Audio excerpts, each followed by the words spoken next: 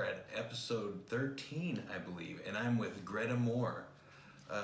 Greta, you said you are really familiar with origami. Yes, I began with paper cranes or orizuru, which is the folded paper cranes. How do you spell that? Orizuru. All right, I'll have to look that up. Yeah. So how'd you get started in paper cranes? Well, for some reason in 6th grade we were doing this project where we were honoring a girl named Sadako who had leukemia because of World War II. So that's kind of sad. But yeah, very sad. she was trying to fold 1,000 paper cranes so she could get a wish to stay alive. Well, you know what? This is perfect for comedy. Well, yeah. Well, at some point, you have to do what you have to do to survive. Yeah. So she died before she was able to finish. So at my school we folded 1,000 cranes to honor her. Well, that's awesome. You are by far the most experienced person. I should have had you on 12 episodes ago. Yeah, I did go on to fold 2,000 by myself while I worked as a telemarketer because I was just so bored. Yeah. While I was sitting there. So I used those wishes to wish for more wishes. Yeah, did it work? Yeah, which is why I'm so successful now. It probably landed you on this show. Is that one of your wishes, to be on this show? Yeah. All right, so if anybody remembers back a couple episodes ago when I had Mitchell Harmon on, we had a lot of trouble just even starting the dragon because a lot of different ways of folding origami, they all have a certain base.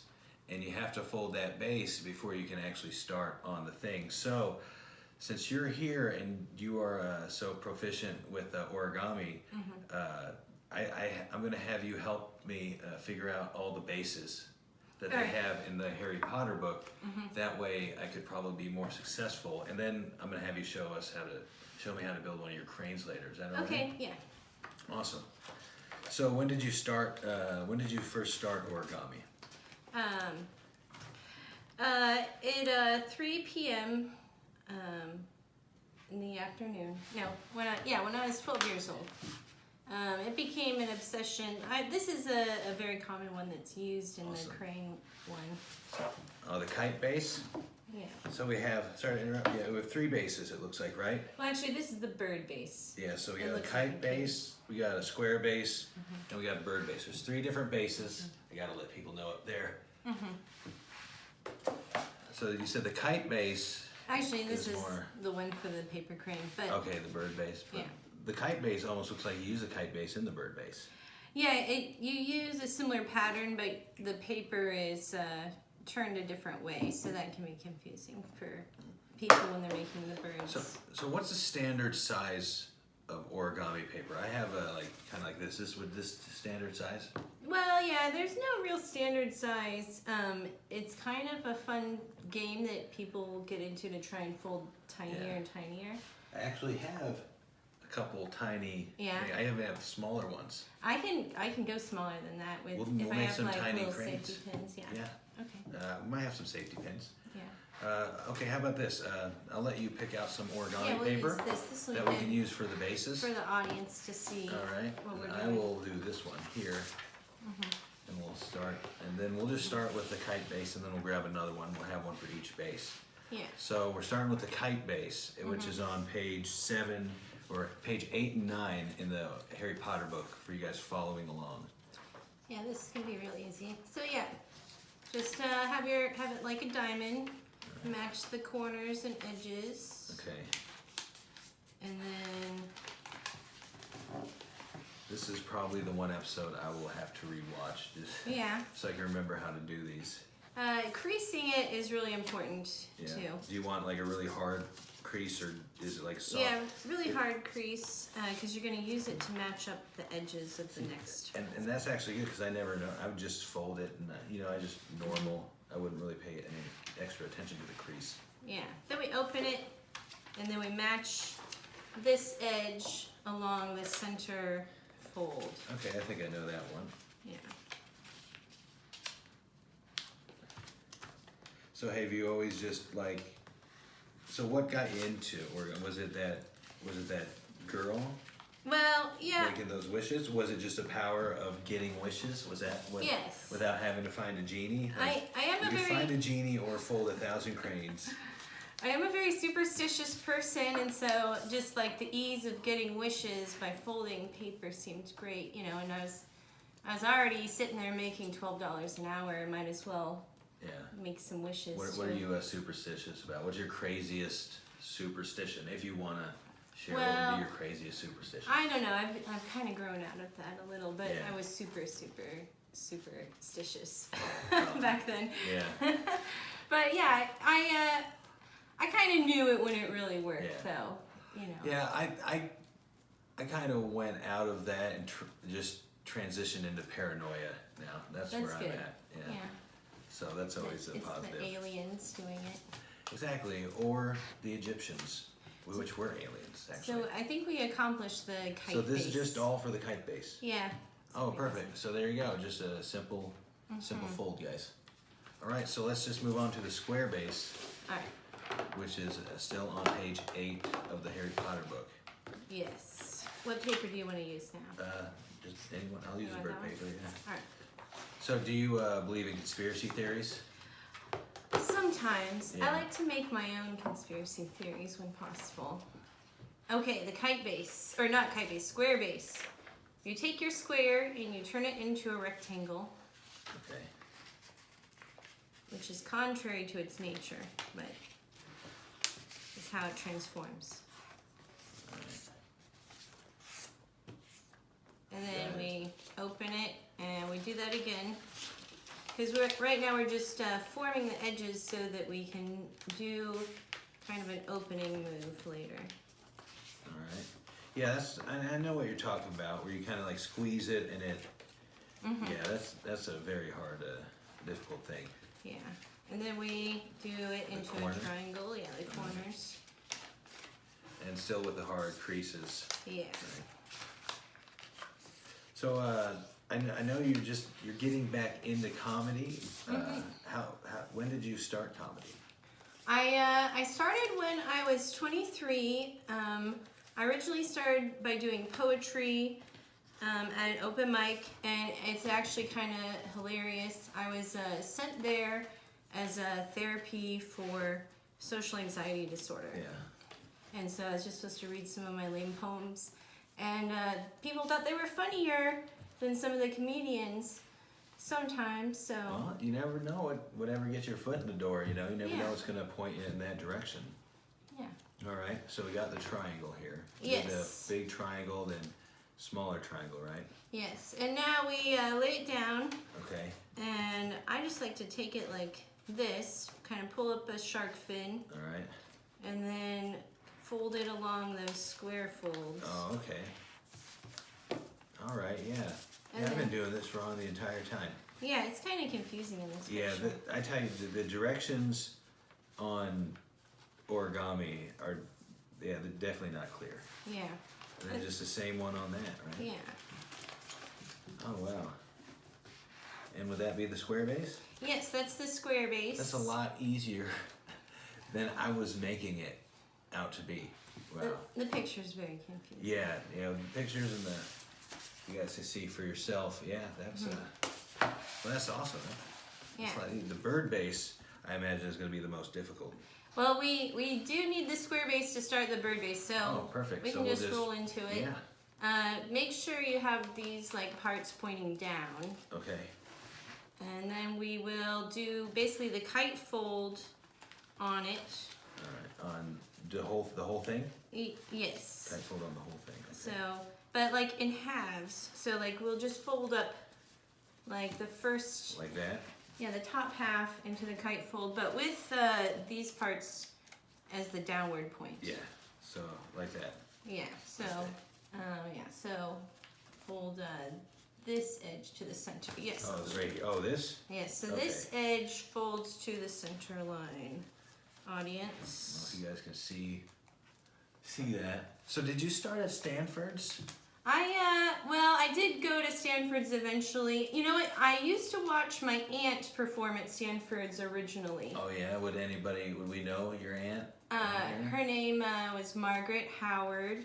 All right, I'm not familiar. She wasn't that popular. Yeah. She had this bit with balloons that she would do. I don't quite understand. Like actually she used balloons, or is it about balloons? It was about dating, and so she would give the audience members balloons. She will hate me for talking about her. Oh, it's she'll okay. be fine. So she give the audience members balloons. I watched this as a child, and this helped me with my future stand-up career. So there you go. the audience is the Westport Stanford and Sons, and it's like mostly comedians. And so she expects to give the audience balloons and pins and have them pop the balloons when she wants them to. Yeah. So it didn't work out. You know, comedy audiences are always the best, well-behaved audiences. Yeah. So I'm sorry, where are we at now? So yeah, you do that on the other side. Oh, okay. See, this is Just so natural to me. I'll just I'm glad. keep going. This is definitely. So she had them. So they wouldn't pop the balloons. I take it when she wanted them to. Yeah. And what was the point of popping the balloons? Or is she still using that joke? I don't want to. She doesn't do jokes anymore. Oh, okay. I don't really remember what the point was. It's like her prospects disappearing. She's also I get it now. Yeah. a novel writer. She kind of wrote her jokes like you would in a book. Yeah, some people can do that. You know, just they write it down, and then they can, like, they're really good at, you know, just being able to write an essay form and then just transferring it to the stage. I do like bullet points. And then that's about it. Yeah. So she was an early teacher for me. So once we get our kite, we're going to undo our work and open the kite. Oh, wait, let me tell you another step that will help that might not be in the book. So actually fold. So right here, both sides are in kite. Yeah, fold the top part down and make a certain way, isosceles triangle. Well, just along the edges that you folded. This will just help us in the next step of the petal fold. Do I put folded both ways or just one? Yeah, both ways to help crease. So all these bases, now the second base just leads into creating the bird. We're just like making the bird by doing all the bases. Okay. So that's kind of cool. Okay, so we've done that. Now we open it up, and it's like, you can see me. Open both sides up? Yeah, well, you just start with one side to make it easier on yourself. And then we will lift this up, and we will fold it along the lines backwards. Oh, That we have. These pictures are making a lot more sense now. Wow, this is what we were trying to get at, Mitchell. If you're watching this one, this is where we lost it. And also, Miguel, we tried to do a wrestler. That's Miguel's wrestler. It wasn't supposed to be like that, but that's just what we ended up with. It looks interesting. Yeah. Hey, I'm sure he'll take that as a compliment. All right, so then we do the same thing on the other side. And that is the key. Making the bird. Oh, yeah, because this is actually the same thing we need to do for the wrestler, too. And then you got to kind of push it down on the table to crease it again. Now, every time, I always liked origami. I just thought it was impossible. I didn't know if anybody did that, or it's only you had to go to school for 30 years or something. Yeah, I just, was so bored I had to do something. And I just kept doing this. Well, now you're on the #1 origami comedy show in Kansas City. Yeah. Hooray. Okay, so now the petal fold is just, So we're at step 10? Yeah. We just did the petal fold. Yes. And so, let's just roll into making the bird. So we're 2 steps away. So now we kind of do like we did with the kite fold. So this is, just to recap, this is the bird base right here. This is a done This is the bird base and the petal fold. Oh, okay. Yeah, they go hand in hand. Perfect. And now we kind of have these two legs down here. Yeah. And so we're gonna do it like how we did with the kite fold, where we fold this outer edge to the center and make the legs thin. So on both sides of the legs? Yes.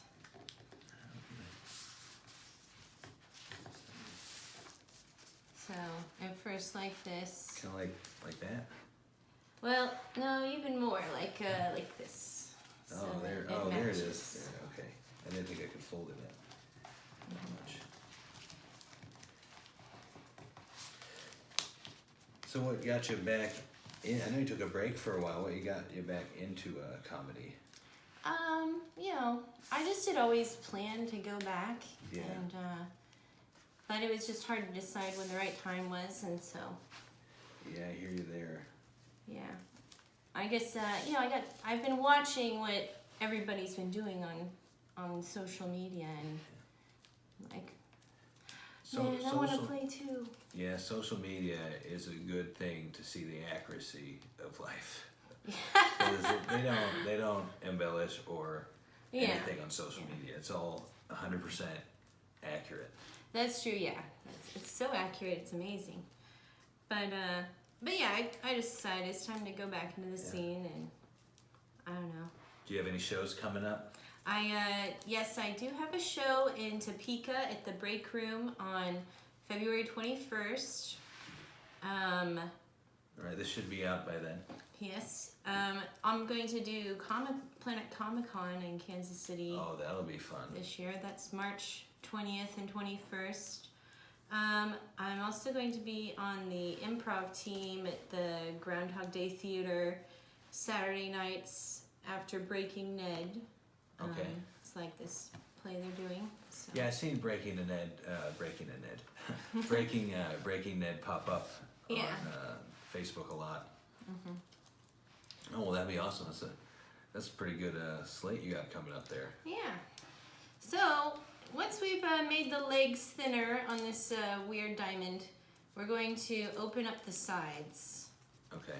which is kind of strange. And we've kind of already got a crease right here. Yeah. We're going to fold it up along that crease. And this will be either Both the sides tail. separately. Yeah, both sides separately. And then we fold it closed. Am I doing something wrong here? You're ready to do it right. Okay, so I go this way, right? Yes, that way. And then fold these up? No, that Fold way. this up? Okay. Yes. All right. So this way, and then this bottom one folds up. Okay.